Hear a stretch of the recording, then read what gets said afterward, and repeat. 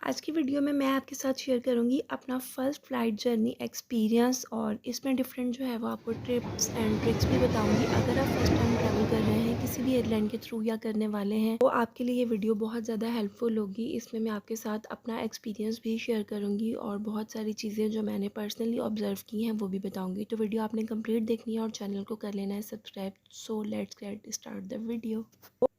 अस्सलाम वालेकुम my YouTube family. I hope आप सब बिल्कुल ठीक ठाक होंगे। अल्हम्दुलिल्लाह मैं भी बिल्कुल ठीक हूँ। फ़र्स्ट ऑफ़ ऑल तो thanks to all of you. आप सब ने इतना ज़्यादा अप्रिशिएट किया मेरी लास्ट वीडियो को और यकीन करें यही अप्रिसिएशन जो होती है वो मुझे मज़ीद मोटिवेट करती है अपना काम अच्छे से अच्छा करने के लिए। तो यहाँ पर जो है वो हम लोग जो है वो कराची एयरपोर्ट पहुँच गए। मेक श्योर कि जब भी आपकी फ़्लाइट हो आप 3 से 4 घंटे पहले एयरपोर्ट पहुँच जाए ताकि कोई भी ट्रबल ना हो। एयरपोर्ट पहुँच हमने जो है वो मैकडोनल्ड से ऑर्डर किया था। हमने सोचा कि कुछ खा पी लेते हैं। उसके बाद जो है वो हमने नमाज़ फ़जर अदा की थी और फिर हम वेट कर रहे थे चेक इन अनाउंसमेंट का। जैसे ही चेक इन अनाउंसमेंट होती है आपने अपना पासपोर्ट और वैलिड टिकट जो है वो शो करवाना होता है। पासपोर्ट जो आप लेके जा रहे हैं मेक श्योर कि 6 मंथ की उसकी एक्सपायरी होनी चाहिए। उसके बाद आप जैसे डिपार्चर एरिया में एंटर होते हैं तो वहाँ पे सबसे पहले आपको अपने लगेज की स्क्रीनिंग करवानी होती है। स्क्रीनिंग करवाने के बाद अगर उनको ज़रूरत महसूस हो तो वो बॉडी सर्च करते हैं और उसके बाद जो है वो आपको अंदर जोन एरिया में रेफ़र कर देते हैं। जैसे ही आप जोन एरिया में जाते हैं उसके बाद आपने काउंटर ज़ोन पर आ जाना है जहाँ पर डिफरेंट स्क्रीन्स लगी होंगी और डिफरेंट कंट्रीज़ के जो हैं वो डिफरेंट एयरलाइन के काउंटर्स बने होंगे। अगर आपको नहीं समझ आए तो आप किसी को शो करवा के भी अपना ज़ोन एरिया पूछ सकते हैं और वहाँ पर आपने अपना पासपोर्ट और टिकट शो करवा के अपना लगेज ड्रॉप कर देना है और स्लिप जो है वो रिसीव कर लेनी है। वो स्लिप आपने अपने पास संभाल के रखनी है क्योंकि उसी के थ्रू जो है वो आप अपना बैगेज जो है वो रिसीव कर सकते हैं। अच्छा, उसके बाद नेक्स्ट जो प्रोसेस होता है देन आपको जो है वो इमिग्रेशन काउंटर पे आना है। वहाँ पर अगेन आपको वही वाले डॉक्यूमेंट वीज़ा, पासपोर्ट और टिकट शो करवाना है और वहाँ पे आपकी पिक्चर कैप्चर करके स्टैंप आपके डॉक्यूमेंट्स पे या वीज़ा पे जो है वो लगा देंगे। वो स्टैंप आपको शो करवानी है और उसके बाद आपका लगेज वगैरह हैंड कैरी अगेन चेक होगा और बॉडी सर्चिंग होगी। बॉडी सर्चिंग के बाद आपको आगे लाउंज में रेफ़र कर देंगे। लाउंज में आपको वेट करना है। जैसे ही चेक इन अनाउंसमेंट होती है और बोर्डिंग के लिए कहा जाता है तो आपने जो है वो एयरपोर्ट की तरफ चले जाना है।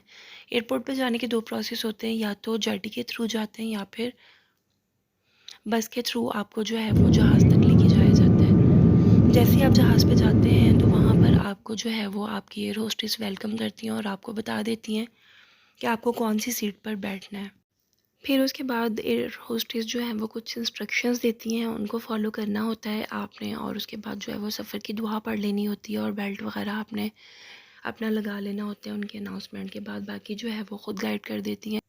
अच्छा, इन सब के साथ एक और ज़रूरी बात आपको बता दूं कि अगर आप उम्रे के लिए जा रहे हैं तो उम्रे में जब हम सारे process step by step complete कर लेते हैं और हमें वेट के लिए कहा जाता है तो लाउंज में हमें जहाज़ पे जाने से पहले 2 रकात नमाज़ अदा करनी होती है। तो वो कोशिश कीजिएगा कि आप वहीं पे एयरपोर्ट पे वज़ू करके वहीं पे नमाज़ अपनी अदा कर लें। और उसके बाद जब मिकात का मकाम आता है तो केबिन क्रू जो होती है वो गाइडलाइन आपको दे देती है। मिकात का मकाम हर कंट्री का डिफरेंट होता है तो वह अनाउंसमेंट करते हैं। उस टाइम हमें अपने एहराम की नियत करनी होती है और तलबिया पढ़ना होता है तेज़ आवाज़ में।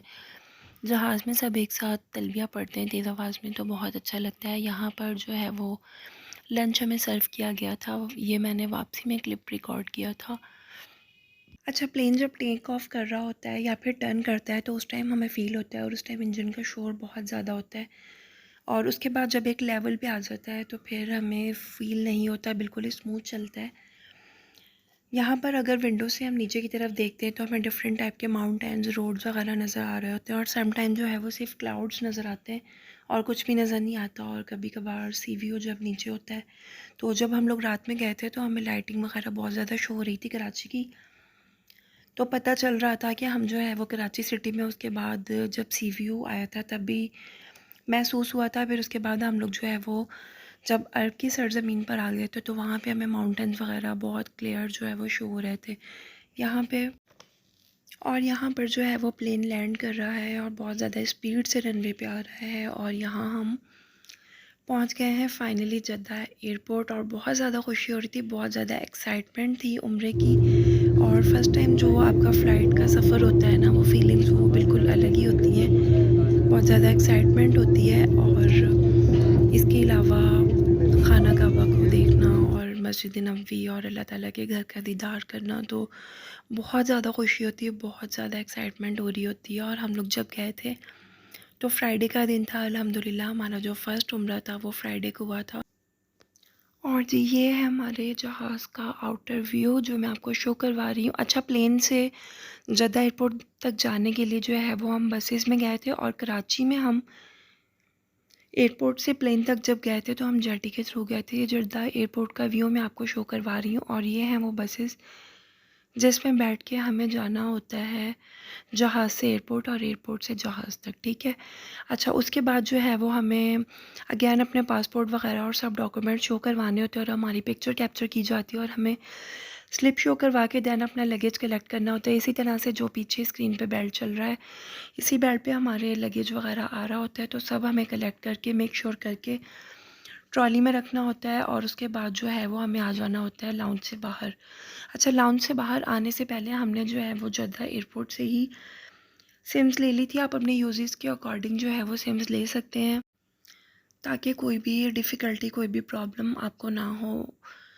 आपस में एक दूसरे के साथ कनेक्ट करना, कांटेक्ट करना बहुत इजी हो जाता है। अच्छा, ये जेटी है, ये मैं आपको शो करवा रही हूँ, ये बिल्कुल प्लेन के साथ कनेक्ट होती है और एयरपोर्ट तक आपको लेके आती है। जैसे ही आप एयरपोर्ट में एंटर होते हैं, अगेन आपको अपने डॉक्यूमेंट शो करवाने होते हैं, और अपनी स्लिप शो करवा के पिक्चर आपकी बनाते हैं, फिंगरप्रिंट्स अगेन वो लेते हैं, और उसके बाद जो है वो आपको अपना लगेज कलेक्ट करना होता है। अच्छा, लगेज के लिए एक टिप है जो हमने यूज़ की थी, वो ये है कि कोई भी प्रिंटेड फैब्रिक आप ले लीजिए, और जितने भी आपके लगेज हैं सबके मतलब टॉप पे जो है वो आप उसको टाई कर दें। उसमें ये होता है कि जैसे ही आपका बेल्ट पे सामान आता है तो आपको फ़ौरन से अपने मतलब फैब्रिक की आइडेंटिफिकेशन हो जाती है, और आप इजीली उसे कलेक्ट कर सकते हैं, क्योंकि मोस्टली जो है वो सेम कलर और सेम तरह के ही कार्टन होते हैं, तो फिर नहीं पता चलता। अच्छा, दूसरी बात ये कि हमने जो है वो रैपिंग होटल में ही कर ली थी मक्का में वापसी में, ताकि कोई भी प्रॉब्लम ना हो। और कोशिश कीजिएगा कि जो आपकी लगेज आपकी एयरलाइन ने बताई है उससे 2 kg वेट कम ही रखिएगा, ताकि एंड में आपको कोई भी प्रॉब्लम ना हो। अल्हम्दुलिल्लाह हमें कोई प्रॉब्लम नहीं हुई थी, बहुत इजीली जो है वो हमारा सारा प्रोसेस हो गया था। और उसके बाद आबे ज़मज़म जो है वो हमने जद्दा एयरपोर्ट से ही लिया था, और आप भी वहीं से लीजिएगा, वहाँ से आपको कम प्राइस में भी मिलेगा और कन्वीनियंट रहता है। तो इस तरह से हमारा ट्रैवल व्लॉग जो है वो कंप्लीट होता है। अब नेक्स्ट जो है वो उम्रा के डिफरेंट व्लॉग्स हैं जो मैं टाइम टू टाइम इंशाल्लाह as soon as possible upload करती रहूँगी। आपने चैनल को ज़रूर सब्सक्राइब करना है और दुआ करनी है कि मेरी तबीयत ठीक हो जाए। और टिल देन, अल्लाह हाफ़िज़।